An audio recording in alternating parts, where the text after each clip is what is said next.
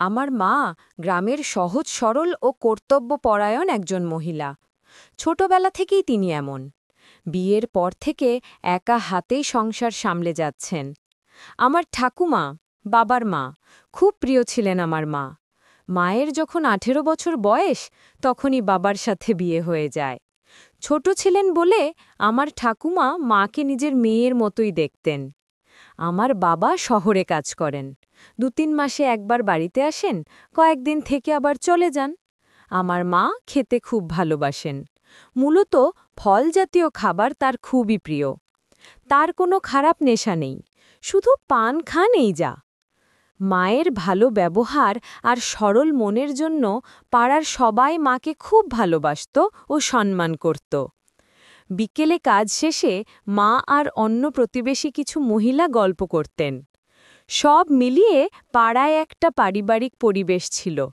ছোটবেলা থেকেই মা আমাকে আদর ও যত্ন দিয়ে মানুষ করেছেন। আমার নাম বীরেন।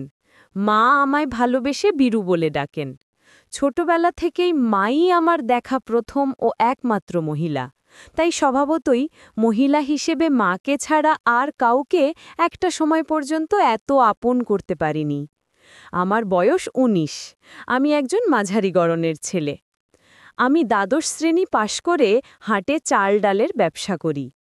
আমার মা খুব খোলামেলা স্বভাবের মানুষ, তাই আমি সব কথাই মাকে বলি। আমার মা আমার কল্পনার অপ্সরা দেবী। বয়সের সাথে সাথে আমার শরীরে হরমোনের পরিবর্তনের সাথে মাকে আমি নতুনভাবে দেখতে থাকি। কিন্তু সব কিছুর সূত্রপাত এক দুপুরে। এক গরমকালে আমি দুপুরে খাওয়া দাওয়ার পর খাটে শুয়ে আছি। মা সব বাসন মেজে ধোয়ার কাজ করে ঘরে এসে পাখার তলায় বসলেন। মাকে দেখে ক্লান্ত মনে হলো। মাকে জিজ্ঞাসা করে জানলাম সেদিন সকাল থেকে খাটাখাটনিটা বেশিই পড়েছিল।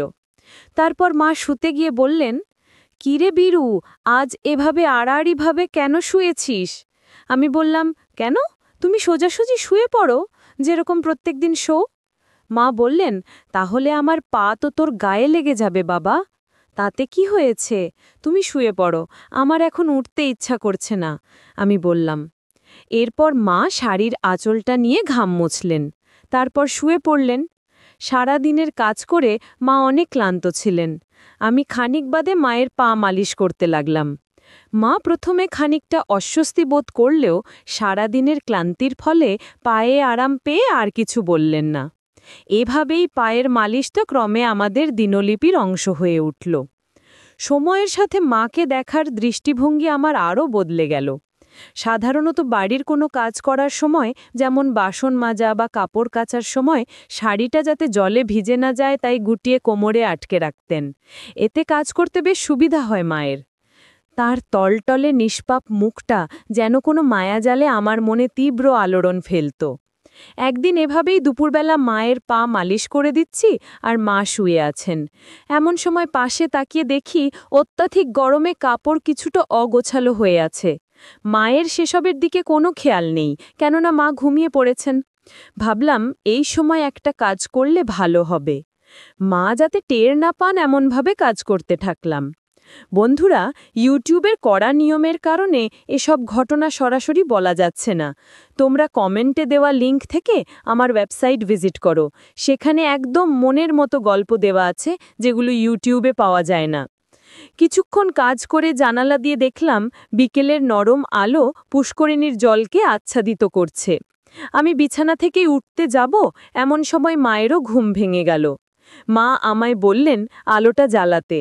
একটু আগে কাজ করতে গিয়ে ক্লান্ত হয়ে পড়েছি, তাছাড়া জামাকাপড়ও একটু অগোছালো হয়ে আছে।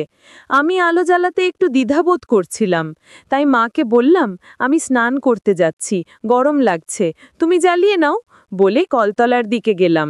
আর এদিকে মা সন্ধে প্রদীপ জেলে চাতালে এসে বসলেন। আমি কলতলায় বসে দুপুরের মুহূর্তগুলির স্মৃতিচারণ করছিলাম। মায়ের উপস্থিতি বুঝে কলতলার দরজা থেকে উকি মেরে বললাম, মা, গামছাটা একটু দাও না, তাড়াহুড়োতে গামছা আনতে ভুলে গেছি। মা এসে গামছা দিয়ে গেলেন। স্নান সেরে আমি ঘরে ফিরে গেলাম। বেশ কয়েকদিন কেটে গেছে।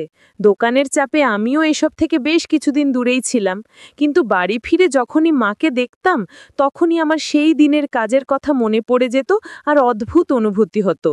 মনে মনে ভাবলাম যেভাবেই হোক আবার কিছু একটা করে দেখাতে হবে। একদিন কাজ থেকে ফিরে পুকুরে স্নান করতে গেছি। সাঁতার কেটে উঠে যাব এমন সময় পুকুরের ধারে সিমেন্টের স্ল্যাবের একটা ভাঙা কোনায় পাটা লেগে যাওয়ায় একটু ব্যথা পাই আর আমি জলে পড়ে গেলাম। কোনো মতে উঠে দেখি আঘাতে একটা লাল ক্ষতের দাগ হয়েছে। আঙুল দিয়ে ক্ষতস্থানের ওপর একটু বোলাতেই ব্যথা করে উঠল, কিন্তু তেমন গুরুতর কিছুই নয়। তবে এতে আমার মাথায় একটা ফন্দির কথা এলো। যাই হোক, ঘরে এসে দুপুরের খাওয়া দাওয়া সারলাম। মা যথারীতি খাওয়ার পরে শোয়ার জন্য রেডি হচ্ছিলেন। সুযোগ বুঝে মাকে বললাম, জানো মা, কয়েকদিন ধরেই তোমায় একটা কথা বলবো ভাবছিলাম, কিন্তু কিভাবে বলবো বুঝতে পারছি না। এক কথায় মায়ের মুখের সেই চিরসৌম্য রূপ খানিক সরে গিয়ে উৎকণ্ঠা দেখা দিল। মা বললেন, কি হয়েছে বীরু বাবা, বলে ফেলো, কি বিষয়ে সমস্যা সেটা তো বলো বাবা। আমি ইশারা করে বললাম, সমস্যাটা এখানে। আসলে তোমার থেকে একটা পরামর্শ নেওয়ার ছিল, কারণ তোমায় না জানিয়ে ডাক্তারের সাথে কথা বলাটা ঠিক হবে না। মা এবার চিরুনি রেখে বিছানায় আমার সামনে এসে বসলেন।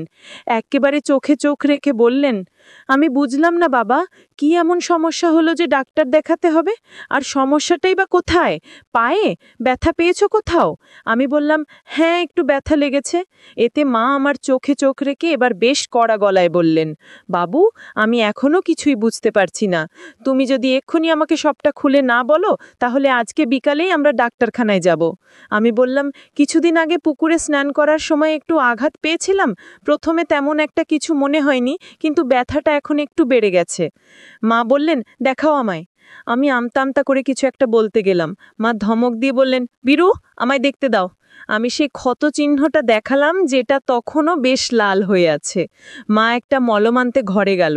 খানিক বাদে ফিরে এসে মলমটা আঙুলে করে নিয়ে আমার ক্ষতস্থানের ওপর বুলিয়ে দিতে লাগলো। মলমটা বেশ ঠান্ডা রকমের। মা মলম দিচ্ছিল আর আমি তাকে দেখছিলাম। অনেক যত্নের সাথে সেবা করছিলেন আমায়। আমার বেশ ভালোই লাগছিল। এ সময় কাপড় অগোছালো হওয়ায় একটু অস্বস্তিতে পড়ে গেলাম। মা বললেন, দিনে ৩-৪ বার করে এটা লাগাবে, আশা করি খুব তাড়াতাড়ি ঠিক হয়ে যাবে। এ সময় কিছু ঘটনা ঘটে যায়। বন্ধুরা, ইউটিউবের কড়া নিয়মের কারণে এসব ঘটনা সরাসরি বলা যাচ্ছে না। তোমরা কমেন্টে দেওয়া লিঙ্ক থেকে আমার ওয়েবসাইট ভিজিট করো, সেখানে একদম মনের মতো গল্প দেওয়া আছে, যেগুলো ইউটিউবে পাওয়া যায় না। কিছুক্ষণ পরের দিন দোকানে বেরোনোর আগে রুটি তরকারি খাচ্ছি, আর মা একটা টুলের ওপর বসে রুটি সেকে সেকে আমাকে দিচ্ছেন। এরই মধ্যে কথায় কথায় মা হঠাৎ আমাকে জিজ্ঞাসা করলেন, বীরু, তোমার ওই সমস্যাটা এখন কেমন আছে? মা কোন ঘটনাটার কথা জিজ্ঞাসা করছে সেটা মায়ের এই প্রশ্ন মাত্রই আমি বুঝে গেছিলাম, কিন্তু তাও আনাড়িপনা করে বললাম, কোনটা বলো তো? মা বললেন, আরে তুমি আমায় বলেছিলে না পায়ের আঘাতের কথা, তো এখন কেমন আছো বাবা? আমি বললাম, তোমার যত্নে এখন অনেক ভালো আছি, তুমি কোনো চিন্তা করো না। মা বললেন, চলো আজকেও মলমটা লাগিয়ে দিই, দেখছি ভালো লাগবে। আমি বললাম, পায়ের ব্যথা অনেক আগে সেরে গিয়েছে। মা বললেন, আজকে আবার দিলে আরও সেরে যাবে। আমি বুঝতে পারলাম মা মলম দেবার ছুতোয় আবারও সেদিনের মতো কাজ করতে চান। বললাম, মা, আজকে চুল কেটে স্নান করে আসো, তারপর মলম দিও পায়ে। মা বললেন, কেন রে, এখন দিলে তো ভালো হবে, তুই চুপচাপ বসে থাক। মা নাছোড় বান্ধা, আমার কথা না শুনেই কাজ শুরু করলেন, আর আমি চুপচাপ বসে রইলাম। সেদিনের পর থেকে প্রায়ই মা পায়ে মলম দিত, আর আমিও বাধা দিতাম না। বন্ধুরা, আজকের গল্পটি এই পর্যন্ত। ভালো থাকবেন সবাই। ধন্যবাদ।